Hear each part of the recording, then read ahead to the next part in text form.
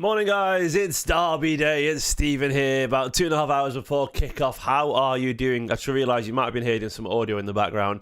I was listening to my friend Umir talking about how Michael Carrick set up at Middlesbrough. I didn't realise that the audio plays through. I don't know why it does that. It keeps doing it. It shouldn't do it, but it does for some reason. No idea. I'll have to work it out one day. Anyway, how you doing? Dishevelled Stephen here. I just looked at myself in essentially the mirror, which is this. I never really do that. When you've got kids, you don't even have a chance to look at yourself, and then I went, wow. Scruffy. It doesn't matter because it's going to be a scruffy day anyway. It's Derby Day. How are you guys doing? Are you well? I spent the last 24 hours winding everyone up on the internet over the Mark Gay signing. Everyone's fuming, aren't they? Have you noticed the utter vitriol flying towards Manchester City over the past 24 hours? It's been crazy. Everyone is losing their shit over Mark Gay joining Manchester City, and I love to see it. I'm so bored of all these arguments about City's money and what they spend. It's all so disingenuous. I understand the frustrations around the charges. I really do, because if I was a fan of a rival side, I'd be frustrated by it too, because it's farcical. The way it's dragged on is farcical. But what I don't like is the lies. Like, I saw some guy, they just replaced the players that they've replaced already with more expensive ones. We haven't replaced the players that we replaced already. Like, they're not more expensive. That's not true. Donnarumma cost less than Ederson, right? He cost less than Ederson. Shirky cost less than De Bruyne. Gueye cost less than Ruben Diaz or Nathan Ake or John Stones. There's loads of it. Marmoush cost less than Alvarez. Like, you go through all these players and it's just not true. It's just not true. Finally, we got a left back in Ain't Nori. Probably the first actual left back we signed since Mendy. He cost less than him. You know, it's one of those things where everyone's just making up nonsense because they're frustrated at Manchester City. And even Semenyo, about the same cost as Mahrez. Finally, we've got a Mahrez replacement. And if you turn around and say, well, no, that's Doku. Well, Doku, Palmer, the same price. So which one is it? You know, I know we should have kept Palmer, but but the point is, the money is exactly the same. It goes in one way, it comes out the other, and we see end up paying less more often than not. We replaced. But we've got of course Reinders. He is a midfielder replacement for the quality of like a Gundogan. I know we paid 20 million for him, but that was a rare bargain. But he was way worth the 47 million that we paid for Reinders. Let's be honest with you. Who else did we sign? Shirky for like 30 million. De Bruyne, what was 50 odd when we signed him? It's not even close. All this money that we've apparently spent. Kusanov, 40 million, but then we spent more than that on centre backs easily. With Stones and Laporte and all those guys that have left, they worth more than that. So it's been funny watching everyone lose their minds over Manchester City. But anyway, it is Derby Day today, so I would really like today, I'm really asking Manchester City and Guardiola and Phil Foden and Erling Haaland and the City fans in the team like Rico Lewis and that and Nico O'Reilly to batter United today. I'm not asking for much. I'm asking for a lot, actually. But I really want them to batter United. Do you know why? Because I want them to shut up. I want them to be reminded of their place in the current food chain. And I know I said current for a reason, because I understand football's cyclical. It is. It goes around in circles and all that kind of stuff. And at some point, City will have their dip too. But they're all moaning disingenuously. They're all lying about City. So I want City to spank them today because it'll annoy them beyond reason. I would love it. I'd absolutely love it. And I can't stand Man United. And I say this every single time it's a derby. I can't stand that club. They are, it's funny because I was chatting to a United fan. I say arguing with a United fan really on Twitter. And he was talking about how City and Chelsea ruin football. And I understand the big exorbitant spending, but they generally don't realise, United fans, that, the financial rat race, the capitalistic consumerism in the Premier League was kick-started essentially by Man United. Like, United were truly the founders and the pushers of the modern Premier League, which is when rampant finance ran away in football. It absolutely was. That was in 1992 when the Premier League launched, that was when the football changed forever. When United, they were the first to ever float on the stock exchange and all that kind of stuff. It was great business. I'm not calling it, but that was the tipping point for when football rolled like this. It was, and after that, it was all slippery slope to these big deals and the money coming in. I have no problem with United doing that back then. It was good business at the time by their owners. But that's when it all changed. That is when it all changed, when the Premier League came in. And that was it, It's just a fact. It's an absolute fact. So if you want to go, you can blame City or Chelsea for spending money, but City, weren't the ones in the 90s and the 2000s breaking transfer record after transfer record, were they, Alex Ferguson? I don't know. They earned it. Oh, I'm sorry, but teams are allowed to catch up, aren't they? They really are. And City caught up by spending big, absolutely. And do you know why they spent big? because the drawbridge was being pulled up. It's funny because I saw those people, by the way, oh, you spent loads of money and you've already got all these legends in the first place, like Aguero and Silva, because you spent loads of money. I don't think they realise that the FFP rules didn't come in until 2011-12. Like, we literally signed Yaya, Aguero, David Silva, Vincent Kompany, those legends, Zabaleta, Joe Hart, Gael Clichy, all these players that won that first title, they came in before the rules came into place. That's the mad thing about it. Everyone is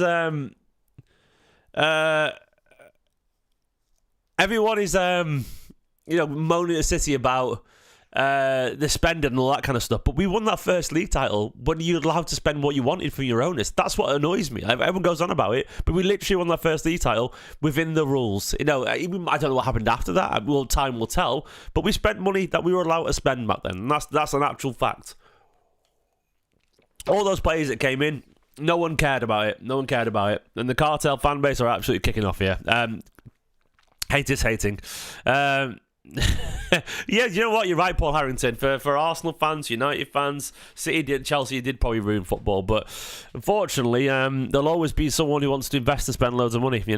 Hark now, when City sing, United run away. We will fight forevermore because of Derby Day. No, hey, when City sing, United run away, and we will fight forevermore because of Derby. Fucking batter them, absolutely batter them. Should we talk about this game a little bit? I just wanted to just jump on. I know it's only it's not really a preview as such because it's 2 hours before the kickoff, so at this point there's no real chance. But I wanted to just jump on and have a chat to you while I drink my coffee and just see how everyone's feeling ahead of the game and what you're expecting. I'm looking forward to this game. I'm in a really, really positive place about City right now. I think the Semenyo signing has been a real shot of energy that we needed. I think Kusanov and Elaine have been so exciting at centre back. I think watching Shirky be miraculous and watching Aït-Nouri have a lovely cameo the other day, and just watching the City side slowly form shape, watching Gay about to come in as well. I'm really excited by where this Manchester City side is heading. I think we are on the cusp yet again of building another great side. And yes, we spent money, but I maintain the money that we spend is totally reasonable. When you list the players that have left in the last 2.5 years, it's Edison, Akanji, Kyle Walker. I'm gonna include some players who are about to go. Nathan Ake and John Stones. Then you go to Gundogan. Then you go to De Bruyne. Kovacic will go very, very soon, if not now. Bernardo Silva will go. Then as well, if you want to go to it, Cole Palmer left 2.5 years ago. Riyad Mahrez left 2.5 years ago. And Julian Alvarez. There's 13 players there. 13 players. That is literally half a squad inside the last 2.5 years. So what have City replaced them with? About 12 players as well. We brought in 2 goalkeepers in Trafford and Donnarumma. And I know there's a lot, but that was a bit crazy. But that was it. We brought in a few centre backs. Massive wage bill reduction, absolutely. We brought in, 3 centre-backs. It'll be Kusanov, it'll be Vitor Reis, and it'll be Mark Gay. I'm not including Barr. Juma Barr was very obviously a 5 million CFG signing. He's one of those City Football Group ones, so I'm not including him. Be those 3, but those 3 are replacing 3 outgoing centre-backs. We haven't bought a right-back. Nunes has gone to right-back. So Nunes, it turns out we bought a right-back actually for Walker replacement early. We didn't realise. He spent 2 years as a backup right-back, but whatever, playing up right-back. We've replaced Gundogan with Reinders, for about 28 million extra. Then we paid for Gundogan. That's not exactly that bad deal. We replaced De Bruyne with Shirky for half the price that we paid for De Bruyne. It's amazing. We replaced Mahrez, you could argue, with Doku. Savinho came in for maybe Cole Palmer. Semenyo was just another winger addition because we needed one in general. Marmoush was the Alvarez replacement. And then you go through the rest of the team. Nico Gonzalez was long-term. He's a Kovacic replacement long-term, Essentially, he's coming this season, he's playing instead of Kovacic. And all this, it's not as if we signed an insane amount of players. Everyone goes on. Aït-Nouri's finally getting a left-back because we've not had a left-back since bloody Mendy, properly. Guardiola went centre-back and, Ake's got old. So there we go. Everyone goes on as if we spent loads of money on loads of necessary players. They've all been one-for-one replacements of someone that we've had to make do. And it's funny because everyone goes on about coaching. Guardiola's done... O'Reilly was free, exactly. O'Reilly was free. Rico Lewis was free. Foden was free. we're forgetting as well, even though we bought Trafford back, he was still ours at one point, you know? And what did we pay like 13 million for net for Trafford for a backup goalkeeper? Like if someone said, by the way, you'll get Donnarumma and Trafford as your backup goalkeeper for 40 million combined, that's incredible business. Because we sold we sold him for like 19 million, James Trafford or something like that, wasn't it? We sold McAtee as well, yeah. But we only paid about 40 million net for what we sold and bought Trafford back, and got Donnarumma for 26 million. 40 million for two goalkeepers is brilliant, especially of that quality, you know. We sold Alvarez, yeah, of course, absolutely. Alvarez was like 80 million as well, ridiculous amount of money. And it was a good buy for Atletico. He scored 29 goals last season for them. Quality player, Alvarez. He was single-handedly dragging through games at times. But yeah, like this squad is... I like what this squad's heading. I think the addition of Mark Gay is a really exciting signing. I think he's a quality player. I think he'll suit this Manchester City side wonderfully. I think the addition of Semenyo has been fantastic. I expect City will go big for Elliot Anderson in the summer. And then after that, I mean, I don't really know what else you need. Potentially, you bring Ryan McAdoo in, and then maybe a right back but we've got Rico there. Like, look, I don't really think Nori was Gomez replacement. I don't really need a Sergio Gomez replacement, but yeah, maybe.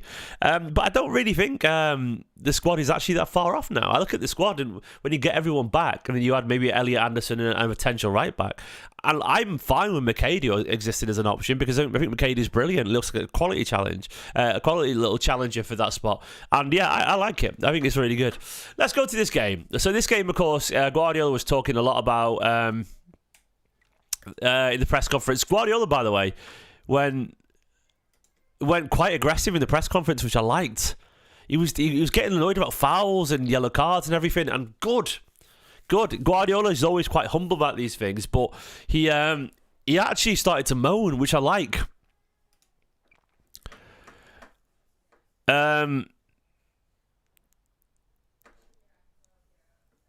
So let me find it. Yeah, I like this from Guardiola. Here we go. So he said, did you see what happened? Do you see what happens in the boxes when he's pushed and he's held? I don't know the keepers how they survive, but what happens with keepers in the box? I don't understand how it's never a foul. Every time Alien touches opponents, it's a foul. I don't understand. Good on you, Guardiola. He said he's a striker all around the world that makes more fouls than defenders on him. That's the biggest attribute from Erling Haaland. That's really good. He's the only striker I've seen in my life that makes more fouls to defenders than defenders to him. I've never saw that. But in the beginning of the season, the referee said it was the opposite, but it's completely opposite, honestly. Good on Guardiola. Good on him, man. Coming in aggressively. Yeah, absolutely, because I'm sick of it. I'm sick of him getting kicked, sick of him getting fouled. I'm sick of people ignoring these situations on us. I think maybe we've reached a tipping point here where Guardiola's going to come out and actually have a go at them for doing this, because we should do. All the gay stuff's great stuff. I was reading it from yesterday. But I love this as well about Semenyo. Guardiola said he scored 3 goals. I like that. Obviously, he's got tongue-in-cheek there, but I think he means that. Not 2 goals. It should be 3 goals as well. It absolutely should be. Yeah, Ruben Diaz apparently back soon, according to Guardiola. I mean, soon was probably a few weeks still. Bob and Stones still unavailable. Nico, we're not sure for the United game. Yeah, but I'm glad Guardiola has come out and had a go about the referee decisions that go against City, because they do. Like, everyone acts like that everyone's in favour of City, but we get fucking treated differently. Haaland in particular, you're allowed to... Apparently it was the same with Michael Jordan, wasn't it? Like, Michael Jordan would get fouled heavier than everyone else because he was the best. And it's the same with Haaland. Haaland gets utter nonsense. People drag him down and they pinch him and they pull him and all that kind of stuff. And it's so annoying watching, you know, a great player be restricted by thugs and getting away with it. It's really frustrating, because Haaland should be winning multiple penalties a season from just being fouled at corners alone, but he never gets them, and City never get them. If anything, he gets penalised instead. It's ridiculous. I'm hoping today Guardiola and Haaland are really up for it. Like, Haaland hasn't been fantastic recently. United are currently sat in 7th. I think they are, a bit of an average side these days. They've got Michael Carrick in charge. I don't know much about Carrick's Middlesbrough, how they play. I was trying to do a little bit of research beforehand. I'd be amazed how much he can assert his own style in a week on them. We look at United's results; it hasn't been great. They lost to Brighton 2-1. Before that, they were doing on a bunch of draws like us, but with significantly worse teams, thankfully. Wolves, Leeds and Burnley. We obviously had Chelsea, Brighton and Sunderland. United drew 3 games there. They did beat Newcastle 1-0 prior to that. But before that, they lost to Brighton in the FA Cup. United actually probably had slightly more chances in that game, but Brighton more clinical, and because they're a better side. This is how they lined up with this game. They had the new keeper, Lisandro Martinez, Dorgu Dalot, Yoro, Bruno Fernandes, Kobe Mainu, Ugarte, Mason Mount, Mateus Cunha, and Benjamin Sesko. There's some good players there. United just scream like everything about the quality of that side is Europa League, isn't it? It's a Europa League side that could potentially squeeze Champions League football with a little bit of luck. I think they'll have something like this today. Dalot, Maguire, Martinez, Shaw, Casemiro, Mainu, Buemo, Fernandes, Cunha, maybe Sesko. Something like that. I really hope we batter them today. I really hope we come out really aggressive because United, they got the Carrick angle. There's all the Fletcher talk as well. It's at Old Trafford. I'm not expecting today to be a walk in the park, but it could be. If City turned up and they're focused, we could absolutely destroy them today. Like, we are a vastly better side. As for me, like, there's a few different angles you could go with today with the team. Like, I'll show you different ways we could go at. Obviously, the defence will be ignore that from yesterday. I think Elaine will start again, personally. I think O'Reilly, Kusanov, Nunes, Elaine will be the team. You could see Aït-Nouri get a start, but I don't think so. I think O'Reilly will get a start in this game, as an academy lad, local lad. I think Rodri will start personally. I don't think Rodri will start at Bodo Glimt away. I think we'll start this game. I think Bernardo Silva is almost certain to start.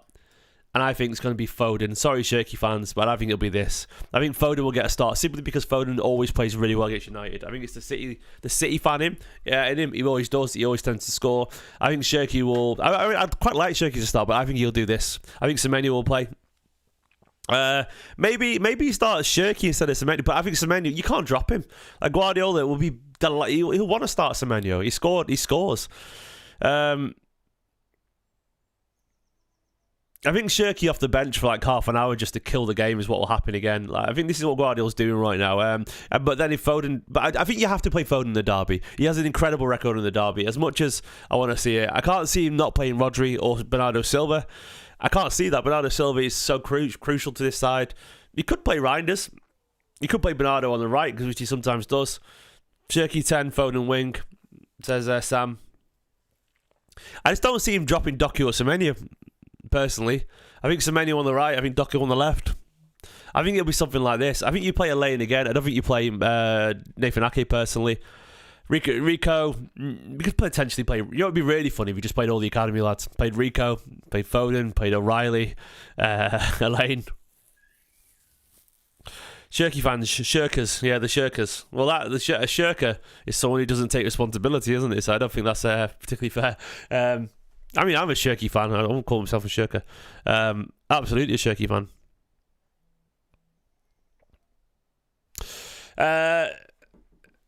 Shirky's the perfect sub at the moment, not because he doesn't deserve to start, because he's ability to chase a game. Yeah, I agree with that, Herbal. That's a good point. I think he is. Right now, he deserves to start, and he will start. But I think Guardiola embeds Semenyo, works out what he can do. And, play Phil next to Rodri. No chance, mate. I think he's at Old Trafford. Guardiola, the thing is, we need to remember is Guardiola really respects Old Trafford. Like, he takes it very seriously over there, doesn't he? He's not going to... United are crap, but he's not going to take their United lightly. He'll be presuming it's going to be a hard game. I think we could win today quite comfortably, I think we could do. If we turn up, we could batter them. I would love to batter them at Old Trafford. I'd love to score like 5-6 goals today. I obviously just take a win of any kind, but it'd be so fun. It'd be so fun to destroy them today, wouldn't it? It's possible. You're hoping Foden and Haaland are over for it. As City fans, you're hoping Rodri can play. We could also lose. Absolutely, Tom. I don't think we will lose. I don't know. I think if Rodri plays, we win comfortably. Do you think Carrick will go 4 or 5 at the back? I have no idea, my friend. I mean, this is how they lined up against... that's me trying to work out the spell. Against Brighton. Was Carrick in charge against Brighton? They went 4 at the back, didn't they? Against Brighton, they had 4 at the back, doesn't it? There we go. They had Martinez, Dorgu, Dalot, Lenny Yoro. Yeah, they have Mbeumo Ahmad back, don't they? No, it was Fletcher. You're right. It was Fletcher. Sorry, half asleep. It's his first game for United. I don't know if we'll see much of an identity. United will just be aggressive. Like they'll have the whole United nostalgia thing where they're up for it and the atmosphere will be up for it because it's a derby as always. And with the returning legend as a manager, I think we still win today. I hope we do, man.